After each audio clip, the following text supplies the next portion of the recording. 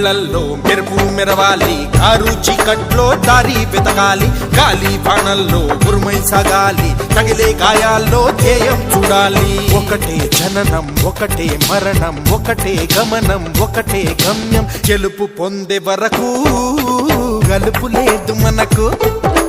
బ్రతుకు అంటే గెలుపు, గెలుపు కొరకే బ్రతుకు.